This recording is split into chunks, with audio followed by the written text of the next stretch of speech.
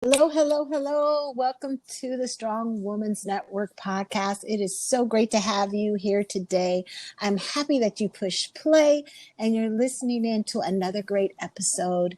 If you have not already, go ahead and subscribe, share it with a friend. And if you're an Apple Podcast listener, go ahead and give us the 5-star ratings. Because the higher the rating, the more play we get. So without further ado, I have someone here, another special guest. I tell you, I have the best guest. I have the best guest ever. And you heard her laugh. I have one of, and she knows she is. I have a best guest, one of my clients here.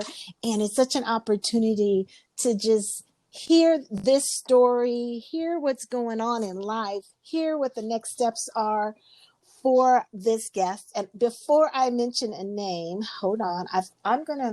I got a bio here, a great bio. Monique Boyd is known for her expertise within the special events hospitality industry. And I have to say, this is a no joke job. A little later, but this is a no joke job. This is hard work, and her passionate leadership is just amazing. As a director of special events and catering for Legends Hospitality at SoFi Stadium, Inglewood, California, Monique oversees catering special events for the first indoor-outdoor stadium, home of the Los Angeles Rams and the Los Angeles Chargers, offering state-of-the-art guest experiences in addition to exciting NFL matchup. She's talking about the SoFi Stadium, but she is amazing. She's done some great things here. She's got 16 years of experience. She worked for the AT&T Stadium in Dallas with the Dallas Cowboys. That's where we met. Well, I've known her longer, but that's where we worked together. And she's just doing some great things. So Monique Boyd's in the house. How are you, Monique? I'm doing just fine, Dr. Carla. I'm smiling through the phone. Me too. I'm big old grin. Tell the listeners a little bit more about yourself, if you don't mind.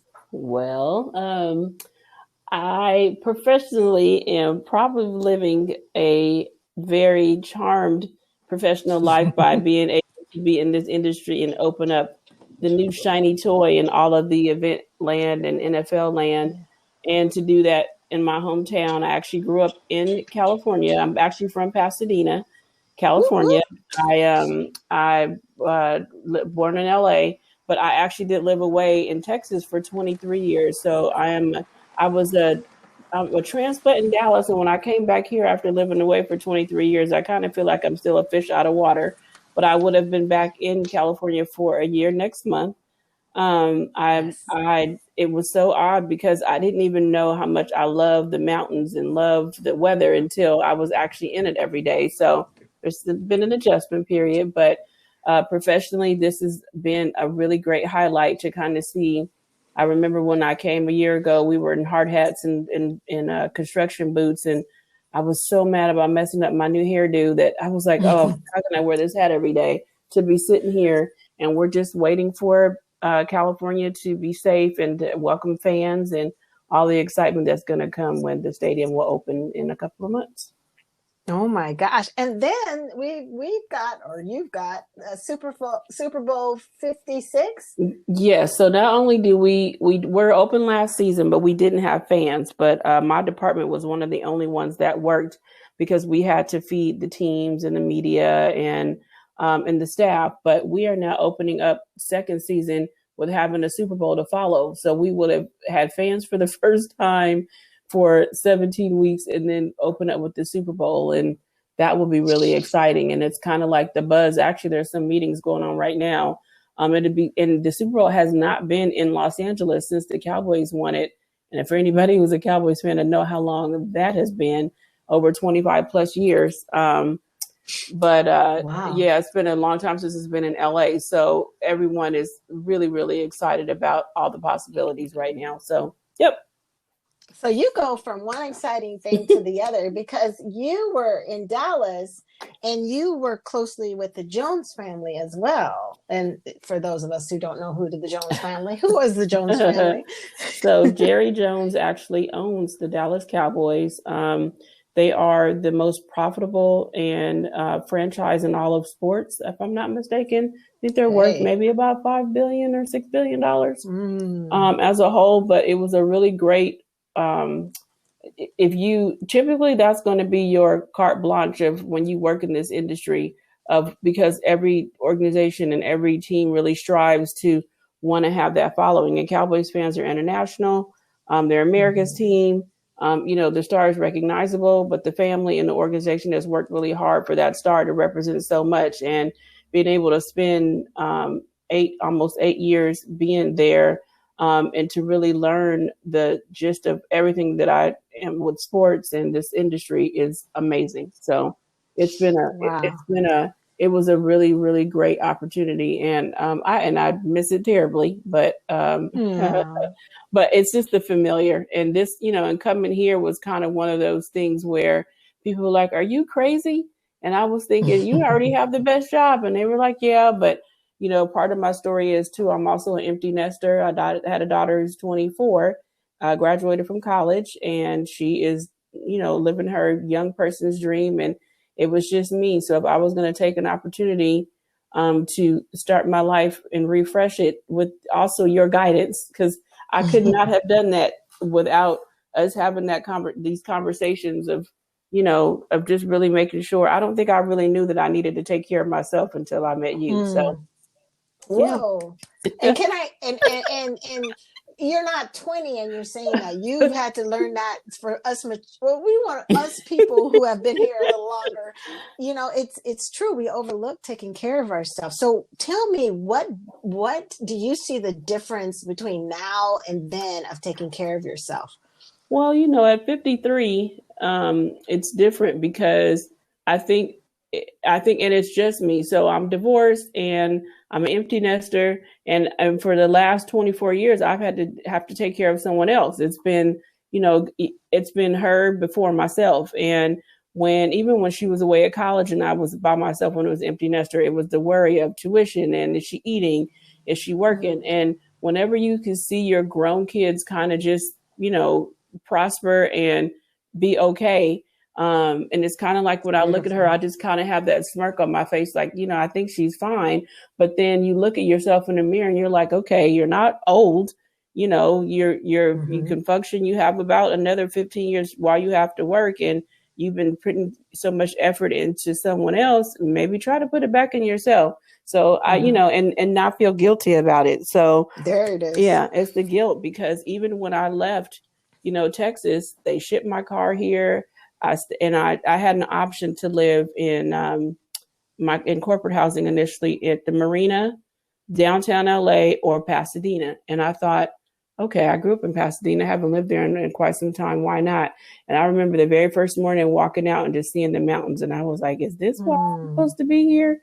And when I went to look for an apartment, it was during COVID. There were no places letting us come in and visit, physically. And it was the one apartment complex that allowed people to allow physical, like you could go into the actual apartment, and the patio overlooked the mountains. And I was like, okay, this is it.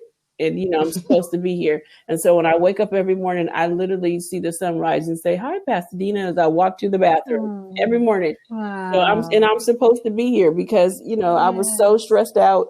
When you have kids, it's, their story is your story. And now it's just, just have to live my best for myself right now. Yeah. And it's something you do have to learn or relearn, because it's 20 something years of focusing on raising your daughter. And I know it's not the easiest thing, but we should all do it. We should all take the time, even if we're still raising kids, putting that personal time back into ourselves.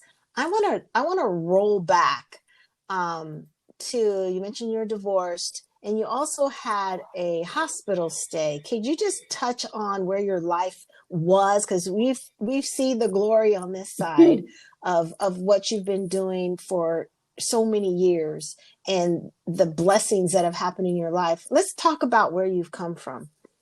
Well, when I got married in 1994, I noticed that I was like, I went to get my dress and I looked bloated. It was just this weird kind of look. And I just so happened going to the doctor, and they did some blood work, just like regular kind of checkup, and found out I had a thyroid condition. And thyroid actually ran in my family because my sister, who's 7 years younger, got diagnosed with having thyroid issues when she was a little kid, but I was always fine. And so, I lived through, most of my adult life taking a pill for my thyroid wasn't never a big deal. And then fast forward at 20, I think I was 29, I was 30. It was the year 2000. I'll never forget. I was, I had a baby who was one. I was going through a divorce. It was so stressful. I had moved to Texas. I had this, this job, this boss who was really demanding, and the stress was just too much. Just fighting with my ex-husband, and I was in a relationship with someone who was pretty deceitful, and he decided he was going to get married when I was still his girlfriend. And I was like, okay, this is all. It was all so heavy. And I remember one day being at work feeling like my heart was racing. And it was really odd because they kept telling me you're having anxiety attacks. And I'm like, okay, I don't know what an anxiety attack is, but I was at work one day and they had to rush me to the hospital. And I was at home and I just started feeling really agitated. And a friend of a friend who worked in an insurance company came to pick me up, and they took me to a mental hospital and was like, here, there's something wrong with her physically, like that. I was having a mental breakdown. It turns out my condition got worse, and they tested my thyroid, and my thyroid levels were off the chart. I was having the start of what they called a thyroid storm. So I got picked up by my aunt was a nurse, called the mental hospital and said, you test her thyroid, because I had never had any mental issues for sure. And they tested my thyroid. My thyroid was off the charts. And within a week, I went from, I don't even remember. I actually went from being really agitated to having heart palpitations to being hospitalized. And I was in a coma and had pneumonia. And I actually remember it was weird because I was in the hospital from from my birthday in August, was August the 12th. I was in the mental hospital. I get out for like a day, and then I don't remember really anything after that until around Thanksgiving. And I was in the hospital for in Arkansas, where my family was. My dad came to get me, and I want to say it was almost 2 months. And from what I was told, they actually had told my family that I wasn't going to make it. Because a lot of people don't know that your thyroid actually controls so many things within your internal system. So your heart rate, your blood, your kidney functions, everything. And so I had the worst bout of pneumonia and everything. And I have no recollection of anything that happened. And all I know is when I woke up during Thanksgiving, my daughter was gone. They had sent her to go stay with her father. And when I wake up for Thanksgiving, I had a picture of my daughter by the bed. And I remember like touching my hair, and it was weird. It was like being in an out of body experience. But I actually missed the whole 2000 election. So I didn't even know that Al Gore and George Bush, or whoever it may have been at the time, was even fighting about who had won the election. Like that whole part of my life is gone. But for a whole year after that, I lost my memory to like my short-term memory. Like as far as like even now remembering numbers is still, a little bit of a challenge for me. But there was a great part that I had to learn all over again. I couldn't put my watch on. I mean, I remember having to learn how to speak again. And I remember the one word I wanted to say was church, and I couldn't figure out how to spell it because the ch sound. And I kept a journal, and it was, most people know me for having pretty impeccable handwriting. I couldn't even write my name. I couldn't put my watch on. And when they brought my daughter back to me, she used to speak for me. She was 3 at the time, because apparently when because I started having a lot of seizures when I got sick.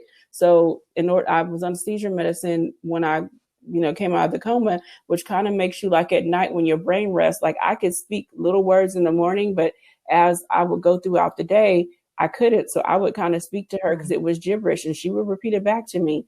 And so for a year, I was so blessed. I had some friends that my girlfriend Pam had sent for me to come and stay, because they were going to try to come visit me in Arkansas, in this really small town.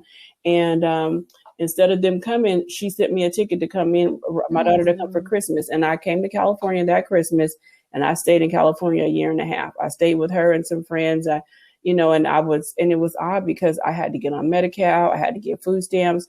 I still have I keep my Medi-Cal and my food stamps card in my jewelry box so I look at it when I put my earrings on, because I always have it as a reminder that, I really have come a long way. And they took me to the Social Security office, and I was told that because I was college educated, that I would probably be a greeter. I didn't qualify for Social Security because I did have a college degree, and that the best job that I would probably be able to get would be a greeter at Walmart, because I could just sit there and smile at people. I remember the lady actually telling me that. But, I was waiting to do physical therapy to try to help with my speech, and the doctors had said I was on a wait list. They told me to start reading children's books and People magazine. So I mean, it was really weird. My girlfriends really just kind of helped me. And it all started to come back. I had to learn how to drive, and I would see certain people and just get really scared because I would know their face, but not really know who they were. But I was, and after about 9 months or so, I could talk and function where people wouldn't have known that I was really sick unless you knew me. But, it was like this fog that I was really living in. And I had to go to work because I was not making any income. It was crazy. I was not making any income at all. And I said to my girlfriend, Janelle, she said, I knew I could kind of get a job. I used to work in HR, so I kind of know the language. And I remember getting a job as a salesperson working at a printing company in Santa Monica. And the very first day I was sitting, they wanted me to go get business, and the phones were ringing and I could not remember anything. I couldn't. And I faked it for about 2 months. I used to leave and tell them I was going to the field. I would go to the movies to sit in the movie theater because I couldn't. I would call her and tell her, hey, I need some help, because, recognizing numbers, I couldn't do it. It was really, it was not really my time. And so, as things got better, when they actually fired me too. And I remember thinking, okay, I remember him saying, you're fired. And I was thinking, you probably were right.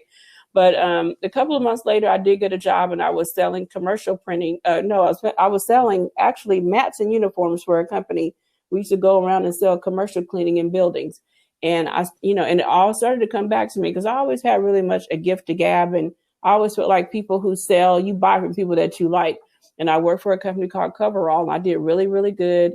And I was salesperson of the month. And then they laid everybody in the office off except for me and someone else. Oh, nice. Yeah. And they had an office in Dallas. And mind you, when I got sick in Texas, all of my belongings were still in storage. They had been sitting in a storage unit for almost 2 years.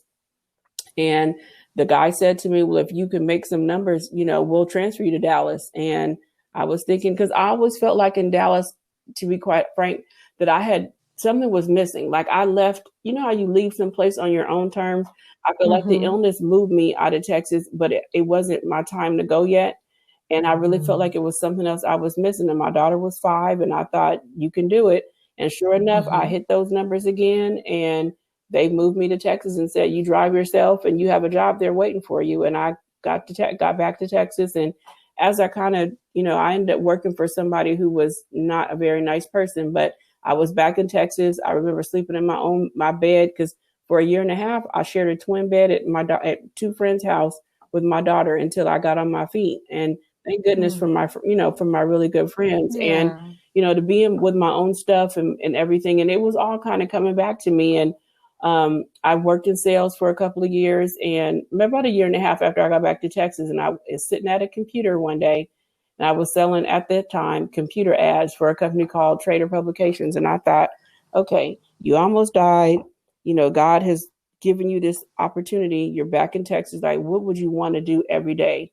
And I said, I want to be an event. I would want to plan events. I had been like, I was always the go-to when somebody had a baby shower or a party. I was my class president, so I planned all of our reunions, and I really thought I wanted to be an event planner. So I wrote down 10 places that I wanted to work, and I did love sports. I think it was like the Texas Rangers, the Cowboys, the Mavericks, and then a few hotels. And I interviewed at the hotels, and they told me I didn't have enough experience.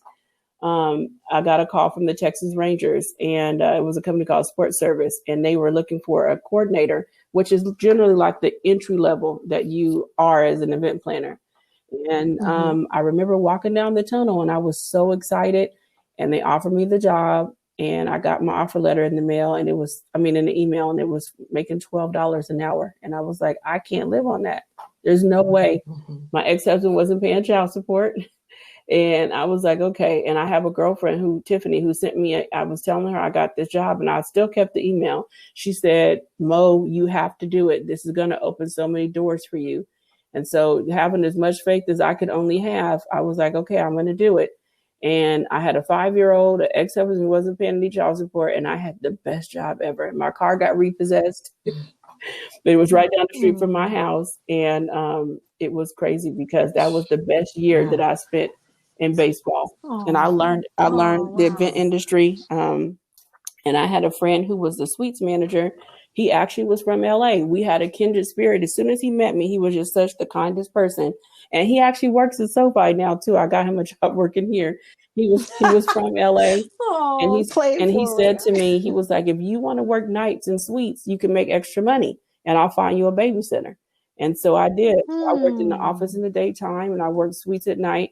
And it was the best year that I ever had. And one of the chefs in the kitchen said to me, hey, why don't you try to, you could do better than this. Why don't you try to work at a hotel? And I said, I can't, because no one would hire me. He said, well, that was before you met me and before now. And he kind of told me some of the language that they would ask me about doing, like what they call an event order. And he taught me over the phone. And I interviewed, I made another list of 10 places I wanted to work. And some of the hotels who had initially told me no that year before were, I interviewed with, and I ended up working at a hotel in Dallas. And it was the start of my events career. It was great. I mean, I worked at a Carlson hotel. It was a Radisson at the time, as an catering events manager, where I did socials and weddings. And that was right up my alley. It was great because, within a year, I was manager of the quarter. I was doing so many weddings. It was amazing. It was everything that I really wanted to do. And who gets a second chance to do something like that? And, and I was lucky. My best friend lived in Dallas, and at the time, my daughter was like 6 or 7. And so, weekends I had to work. So some weekends my daughter had to come to the hotel, and she would be in a suite watching, cartoons and eating room service, and she's really bougie now when she goes to a hotel. And now I kind of know why. Because she knows.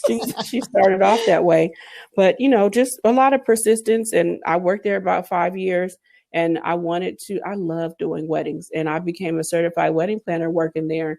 I actually reached out to a wedding certification trade, like a trade group, and I offered to do their certification and trade. If they would trade me for free, we would give them the event space to do their meetings, and they took it. And so I made a lot of connections doing that, and it was great. And then making those connections, just the power of networking. I started joining other associations and met a lot of different people, and then I kind of worked my way through the ranks of. I stayed there 5 years, and then after 5 years, I knew I was certified wedding planner.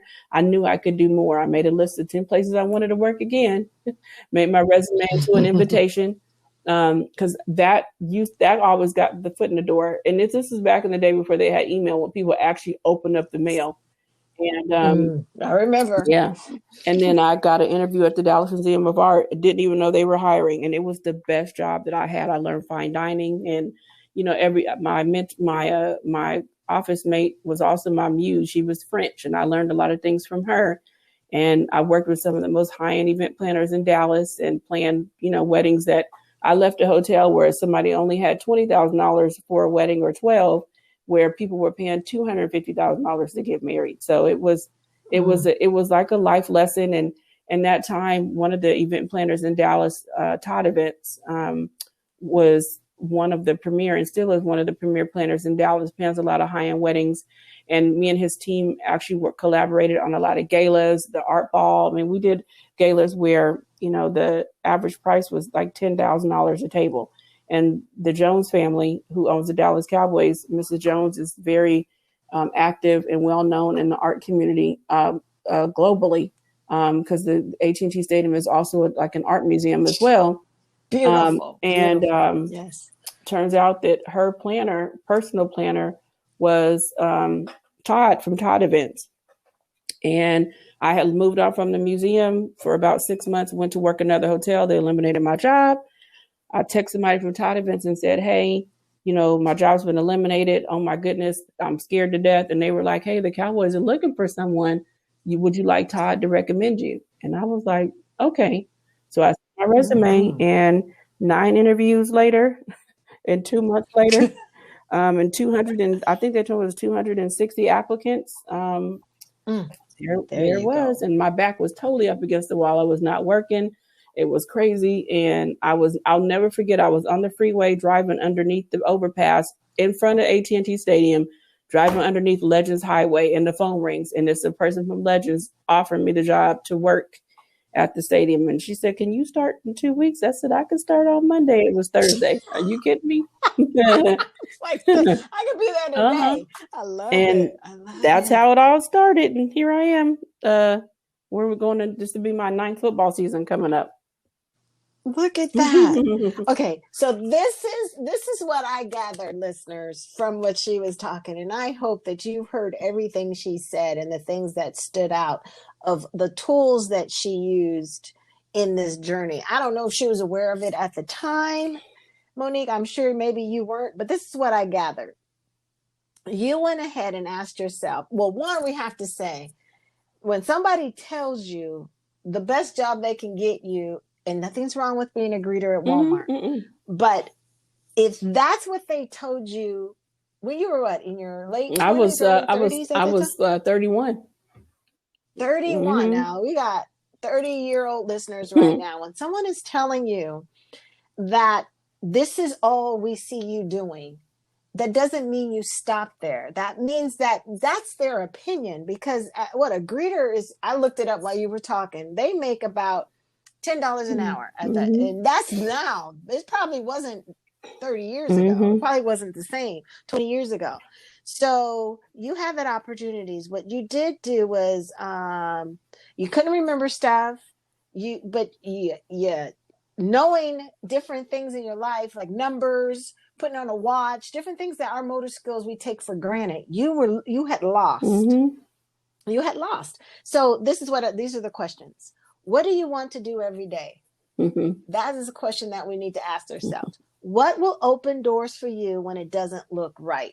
That job where it was the one you said you didn't want to do, what was for the Texas Rangers? Was that the one that said didn't look? It was $12. Yeah, it was a coordinator. It was starting at the bottom, and at 36 years old, my coordinator now is 23. So okay, see, so we got to remember what will open the doors for you when it doesn't look right. Your friend said, take it. And so that's the thing. Sometimes we look like it doesn't work now, but see, we're just stopping at this point. It could be the step into the future, which we see by this story it was. And then it says, I wrote this down. Look for the angels in your life. It seemed like, Monique, you had a lot of angels just show up, whether it was a best friend, whether it was someone you reached out to and looked for help, whether it was you bargaining and bartering things. Look for the angels in your life. The other one is, don't be quiet about what you want. You wanted a job and you would reach out to people and you would say it. I'm proud of you, because many people, we'll want something, but we'll sit in a room or outside and we'll be depressed, not knowing that if we use the power of our mouth to speak up, people will help us. The other one was be open to help. You had a training over the phone on how to, what was it with the hotel? Oh yeah, he literally coached me through. They're going to ask you about banquet event orders, and I'm going to tell you exactly what to say. It was like, was that Cyrano de Bergerac? Because I can't remember. Like I was like, they're asking me a question about how to do this document. Well, be this, and then I had to. Sure, it was crazy. I was like taking notes. He was in the same room with me, and it so helped. It did. Yeah. So, but look at that. You didn't have pride. You probably have pride, but you didn't let pride get in the way of, I don't know, and you're going to help me. Okay. I'm going to take it by any means possible. The other one was connections are powerful, because your connections, even today, I think you still have that power in connections. One, you take advantage of the connections. And the other thing is you connect people to jobs and opportunities. and I've heard you over the years that we have talked, that you are just the person, like, you know, of a job, you will get somebody a job. If you know of something, is that true? Well, Right? yeah, I mean, the only thing I would say is, especially I think because I was older and I appreciate it a little more, and when people reach out to me on LinkedIn, I reply back to everybody. And if somebody said, I really would love to follow you and I really admire you, I'll reply back and say, here's my email, or can you give me some advice? And I just give everybody an hour. And An yeah, I know. hour.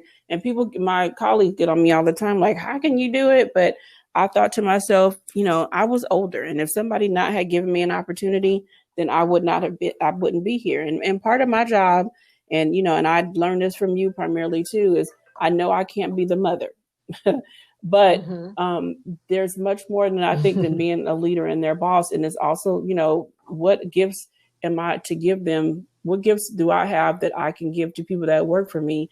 And it is the power of being a launching pad, because, there's tons of in my, managerial tree of a lot of people who work for me that went on to be directors in other organizations. Because part of me being here is not just to do the work, but it's also to really develop the people that are here and to really be there for them. And that even goes in my personal life. The first thing people said, okay, I'm moving into a new city. One of my dearest friends, her nephew is upstairs working. He's one of the hardest working, working wait staff that we have that are here. And then because a lot of times when also making that connection, who would be able to get their foot in the door at SoFi Stadium? And maybe it might, there might be somebody that will see that there's a roadblock. And, I get also a lot of people that, see, oh my goodness, there's a woman of color who's a director inside of the stadium, which in hospitality is really a very rare sight to see. But, I've always had a root for the underdog, because, I was one. I was the underdog for sure. And, for somebody to hire somebody like me who was older and didn't have the experience that, one of my counties, somebody may have had. But I mean, humbling is you get an offer letter and you make $12 an hour and you're like, wait, what? Yeah. I hadn't had an hourly job since before college, because I was making a salary and commission when I left. But yeah. Wow. And that's the thing, is we can stop when we hit a hurdle or we see a bump in the road, and we can give up on ourselves. And one, you didn't have a really big choice to give up on yourself, but two, you really saw each step one day at a time. And I see that now, working with you in the last couple of years, that you're a very positive person. And you believe the best because you've experienced some really terrible things in your life. But I love how, even if you said list 10 places you wanted to work. You didn't just, you would do it. You would do work before you even had a coach. You would like 10 places, that's something we tell, people we work with. And you stood out, like your application or your resume. You didn't just send, because we're taught, back in the day, put on a nice grade of paper and a nice envelope so they could feel it and look like, but you did a whole freaking invitation. Yeah. I mean, I knew I had two things going for me. Number one, because my handwriting almost looks a little bit like calligraphy. So I knew if I wrote the envelope, somebody would open it. That's usually always my saving grace. If somebody was like, oh my God, you really have nice handwriting. So I knew that. And I knew if they took it out the envelope, and they'd be like, okay, so somebody would have to call. But it's actually the same advice that I give to a lot of people that I speak to now. I tell them, stop looking online for the people that are hiring. Go seek out the person who's in the position that you want and the companies that they want, research maybe where they've worked. And then, especially even as an event planner, go volunteer. Event people that work in events, especially they work weekends, they always need people to help them. And, learn how to shadow, just ask. We did a lot of shadowing. It was funny. My whole team in Dallas would be like, who do you have shadowing again? And I used to tell them, don't worry about it. Let's just, greet everybody with open arms. And for me, that I think we've had some people who, walked into the event business and decided, oh, this isn't really for me, or people who, had latched to us and somebody that shadowed us became my intern. So, I have always felt that I think not only did God really use me for, just in my experience in my journey, but I'm just a vessel for other people here. That's You it. I mean, are. and I think, and I think because even all the times that I did events and I had to sell events too, I never felt like it was work. I just did it because I was supposed to do it. And you know what? I hope listeners, you heard, because she gave some really good tips. She told you what to do to get in the position that you're looking for. Get in contact with that person is doing what you want to do. Shadow that person, get involved, volunteer your time. Amazing. Because, well, one, I respect what you do, Monique, but I would never want to do it. You've been with me on the day to work. Oh my gosh. Listeners, oh my gosh. Yeah. One of my coaching adventures was to shadow her. And no. What time did we start? Was it 11 in the morning? Yeah, because I think, did we have a day game? I'm pretty sure it was a day game. It was So terrible. it was a 3:25. So yeah, that 12 hours was easy. And all I remember is you having to change your shoes. Wait. One, I never walked so much in my life around the stadium. Ladies and gentlemen, it was my first time, really in that stadium. I was behind secret doors and I got to see some really great things, though. I did get to see, I don't know if I can say that, but, Jerry Jones' suite. And it was a beautiful experience. But I tell you, you do not know the work that they do, from the flowers being right and lined up and getting calls that they're not aligned. It's crooked. I was like, really? I didn't even notice. I mean, to the point of the food. The food was dynamic. Chef Tony, I got to give a shout out to him if he's there listening. He texted me and wished me a happy Easter. So, we keep in touch like that. Chef Tony, I mean, the food was great. All of the lounges, is that lounges the or clubs? Uh-huh. Clubs. The club, the food's there, and even walking across the stadium, I mean, through the field back and forth before the game, I was like, I know I hope I did about 10 pounds, but just the work. And then by the end of the day, it's about a 7-mile walk for just me because, and I'm the boss. So I didn't walk as much as some other people. Yes. So yeah. And you had a walkie-talkie, and I still felt like we were everywhere. But anyway. Yes, coaches out there, if you're listening, it's nothing like shadowing your client, because then it gave me another outlook on how I coach and how when we're talking about leadership and all that, you've got to be in there. You've got to see how they interact. And she's a great leader and a great team, a team that loved her and appreciate all that she did, because she really, really cares about who she's in contact with and seeing them promote and giving everybody a chance. I mean, this woman is amazing. But I would never want your job. But so you have nothing. I think I might shadow you at SoFi, though. I would like to see the difference, because I know it's a little different now, but I would love that opportunity if it happens. But ladies and gentlemen, she has dropped some really good nuggets of what to do from when you have experienced basically being wiped out, memory to money, to cars, to, and having to depend on other people during a time until you can get back on your feet, trusting herself, trusting God, trusting people again, knowing that she could show up at a job and may not have the perfect boss, but she still has to show up because of commitments, to getting to where now, as we had started this, the time at the AT&T Stadium, now at the SoFi Stadium, even that, you were so open to whatever it took to get to what you wanted. And that's another thing, ladies, be open. So Monique, we have went over a lot. I don't know how you feel, but is there anything else you want to say? So I do remember how you and I connected, was okay. My GM said to me, they always had this thing with Monique, you are an absolutely great operator. You're a good leader, but we want you to see the big picture. And I was like, I do see the big picture. Like, I'm telling somebody to do this, that, and the other, blah, blah, blah.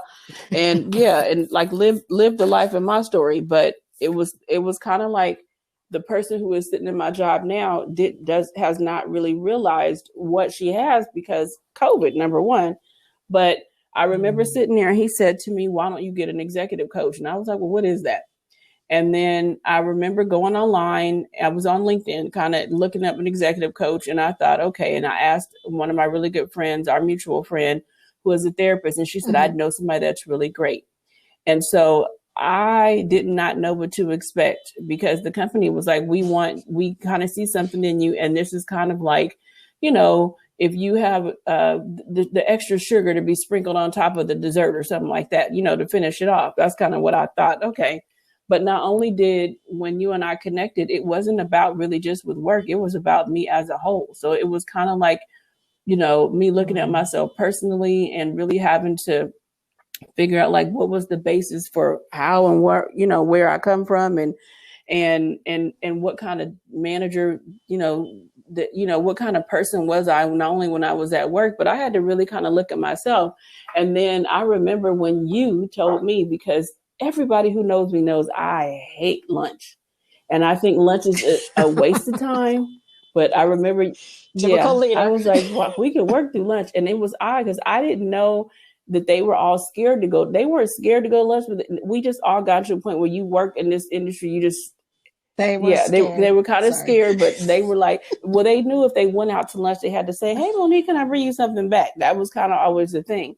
But I remember you telling me that, how I could work smarter and how I could, that I needed to kind of have balance when I had to do the 20-20-20.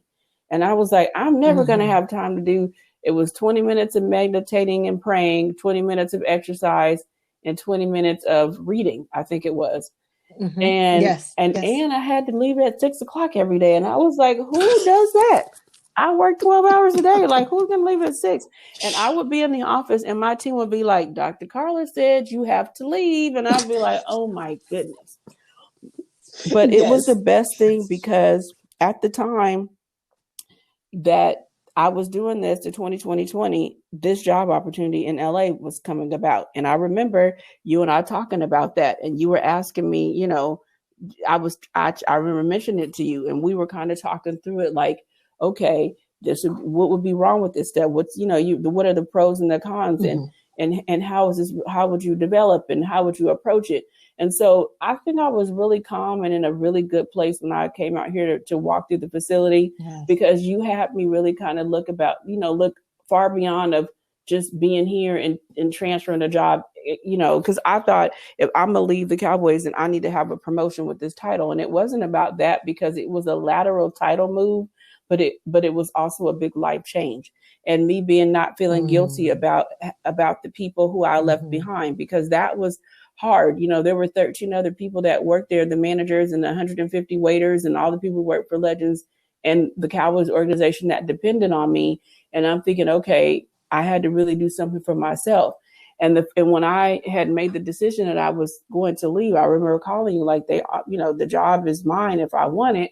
Like, what happens? And I wasn't so scared about coming home, but it was kind of like, okay, what do I do?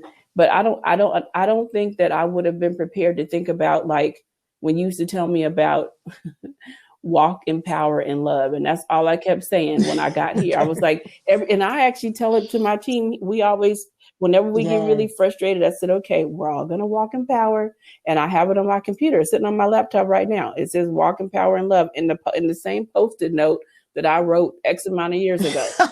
And underneath it, I had to write praying for patience and purpose, because that was what I had to do when I got here.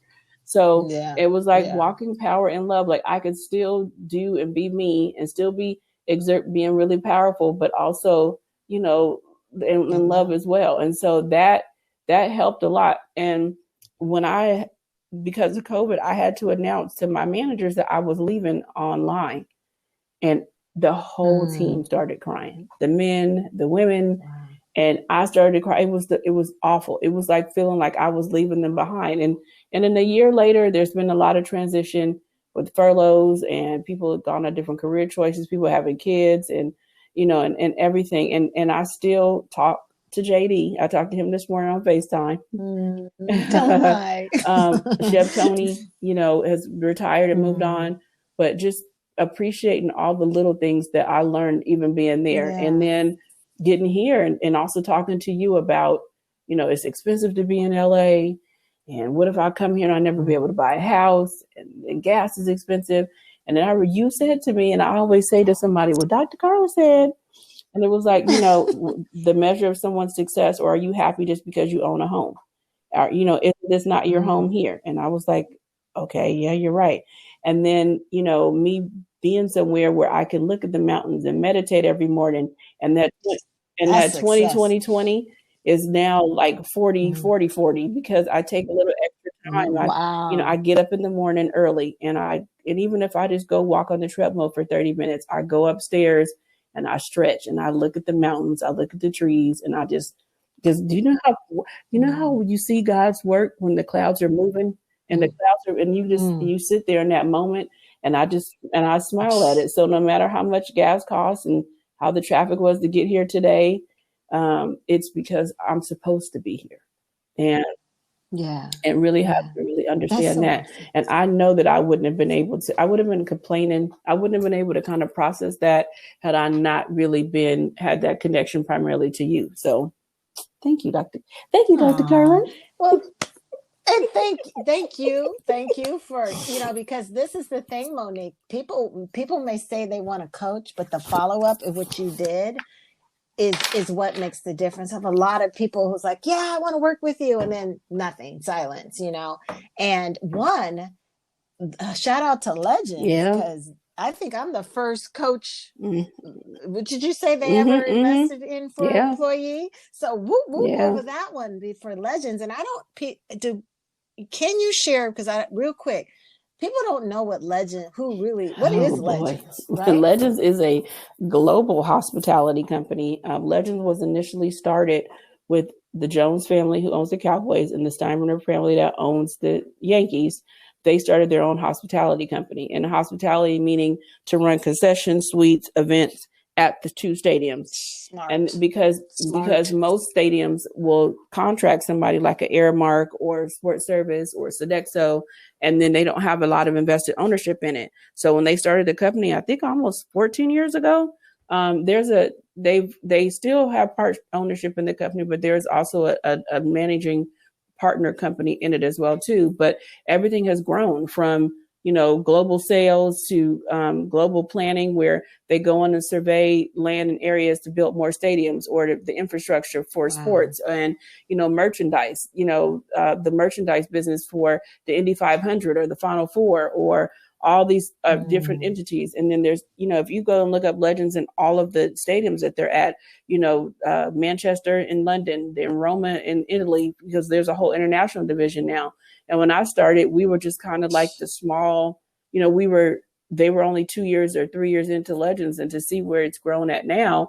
And so it made sense that Legends was at, AT&T Stadium is still very successful, that when they invest $5 billion to build a new stadium in LA, what company would they partner with to do that with running hospitality, and we are here managing hospitality, concessions, private events, and, all the clubs. And so, of course, Dr. Carla, we get here and they take my job and they split it into three. So what I did in Dallas has now been split into three different positions here. Wow. Yeah. Wow. Well, they don't know you. Yeah, exactly. They don't even know you. But hey, that's all right. You get a break. Apparently, you made your mark, and you deserve to have a little slower pace, because I would take that as a compliment in some sense, because you've really paid body wise, sleep wise, personal life. I mean, everything. Personal life. Yeah. So now you're able, my biggest thing is harmony. So you're able to get that harmony, spirit, mind, body, and have more time to not be pulled in so many directions that I experienced when I shadowed you. But you handled it. You did so well. Ladies and gentlemen, I just thank you for listening. I hope that you were helped by Monique. And how can they reach out to you if, because you said, how can they follow you on LinkedIn? You guys don't wear her out, how can they on LinkedIn? With you? I am Monique Boyd, and I think you can put in Monique Boyd in Legends. And I actually have a hashtag that I have. It's called Okay. hashtag Monique at Work, MONIQUE, and then at WORK. And my Instagram for work is 4 Monique at Work.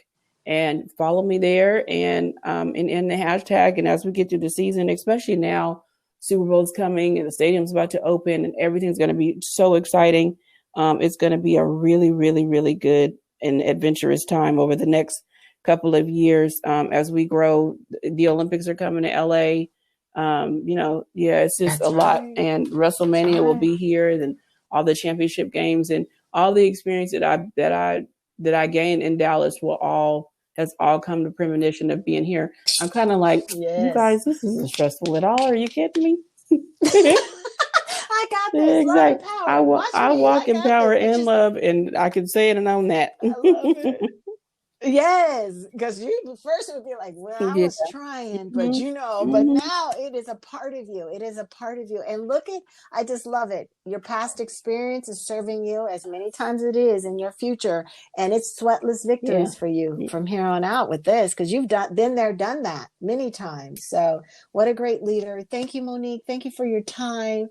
Thank you for, being you. Thank you for sharing your life with us and all this, personal ups and downs. And I really appreciate you. So thank you so much. Now, before we close, you got to drop one nugget for our listeners. Well, gotcha. You know what? I think, and this is a plug for you too, but if they have not read, I didn't read your book until a year or so after you and I had gone through our coaching. And so part of my, meditation when I was kind of learning, because anybody told me I would be able to meditate or I'd be able to sit quiet, I'd be like, yeah, right, whatever. But a lot of what I had read about like your story and your journey was so inspirational too. And you were just really spot on. So that 2020 of being able just to give it back to yourself has made such a big difference. And just sitting in some quiet time, like it doesn't have to be really perfect. It doesn't. But when you honestly, it's just something I think there's very soothing and kind of about when you deliver it back to me about just saying, just most definitely invest in yourself and invest in those 20 minutes. I mean, even if you're just sitting still in something. So yeah, and just investing in yourself. Because I actually tell my daughter that. She thinks I come up with it, and then she's like, "Did Dr. Carla tell you that?" I was like, "Yeah, it's yours. It's yours. It's too. We've already. It's yours. It's too much. It's too many years now. It's all yours. You own it. You own it. You can have it." Thank you so much, Monique. Listeners, go ahead and follow Monique. Get in touch with her as you see fit. And thank you again, everyone, for tuning in. And I will see you next time on the Strong Women's Network podcast. Thank you so much. Bye. Goodbye.